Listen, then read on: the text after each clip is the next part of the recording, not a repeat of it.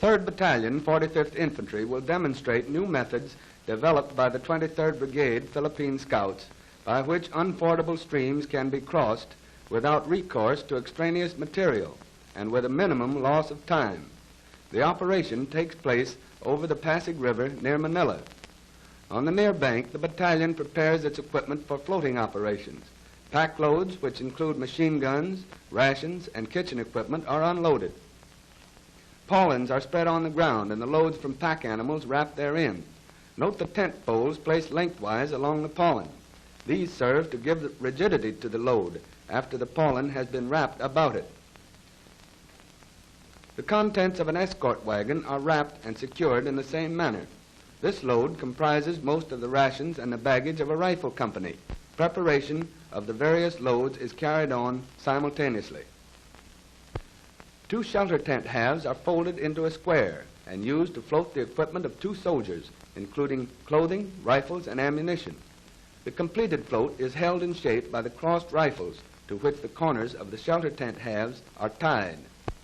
An escort wagon is prepared for floating by placing its own canvas cover under and around the wagon bed. The bed is then replaced and fastened to the running gear.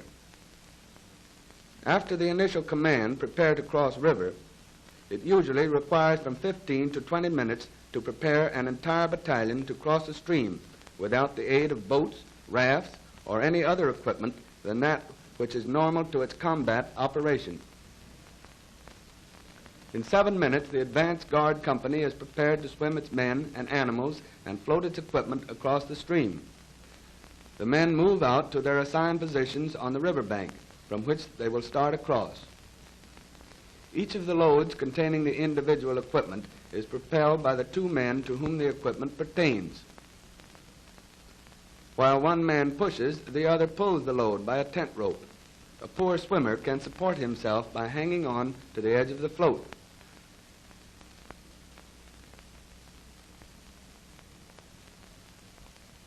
Scouts precede the company across the river. It is their duty to protect the bulk of the unit as it crosses and emerges on the far bank. These scouts number about 1/8 of the company's strength. The advance company has arrived on the far side. All men are in dry clothing and have dry equipment. Their mission is to cover the crossing of the remainder of the battalion. Meanwhile, the pack loads of the machine gun company are unloaded on the near bank and prepared for movement across the river. It requires 20 minutes to prepare this company. The pack saddle is placed on a piece of canvas 6 feet square with the packs of the personnel who operate the gun. After the gun and tripod have been packed in and the canvas has been secured about its load, the float and its contents are launched.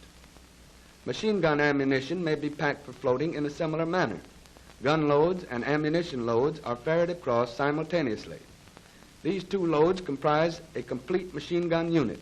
Each load is propelled by 2 men, while one hangs on to balance it. The long piece of bamboo is simply a safety precaution to prevent losing the load should it sink. It requires from 15 to 18 loads to transport the entire equipment of the machine gun company. Should occasion demand, the machine gun can be floated across while in action.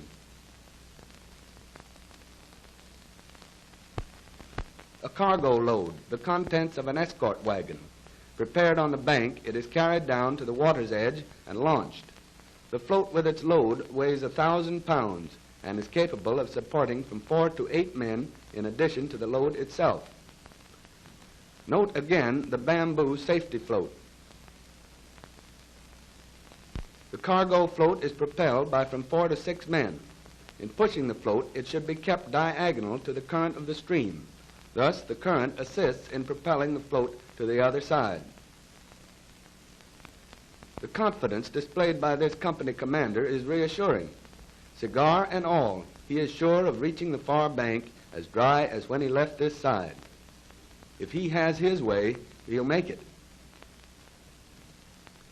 The escort wagons are floated across on their own canvas covers. The wheels act as ballast. In the same manner, an ammunition cart is adapted to the situation. The pack and draft animals are moved across in herd. A few soldiers go with the herd to guide the ones which need whipping into line. These animals have been taught individually to swim and to herd toward a bell which is being rung on the far side of the stream. After about 15 hours of careful training, they herd without difficulty and cross safely to the other side. The animals herd and swim equally well in either direction. While they are crossing back over the river, it is well to recapitulate and note that but 4 distinct types of floats are required for the ferrying operation. First, the 2-man rifle float, which carries the clothing and equipment of 2 soldiers. Using 2 shelter halves in which the equipment is placed, the float is made rigid by means of the crossed rifles with bayonets fixed and is completed by binding the 4 corners with shelter tent ropes.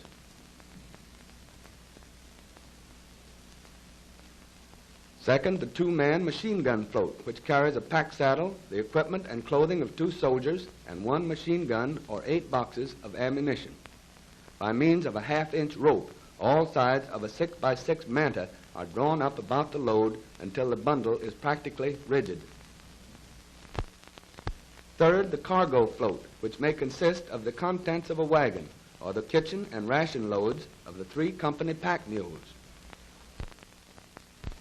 The sketch shows the load of a ration and baggage wagon ready for wrapping in a pollen 18 by 39 feet and the completed load prepared for floating.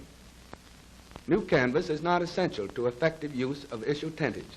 Patched holes or rips hastily sewed or wired up make the canvas watertight for several hours. Fourth and last, the escort wagon float, with its own canvas cover placed under the body and drawn up well about the sideboards. Propelled by 6 men, the wagon is readily floated across the stream.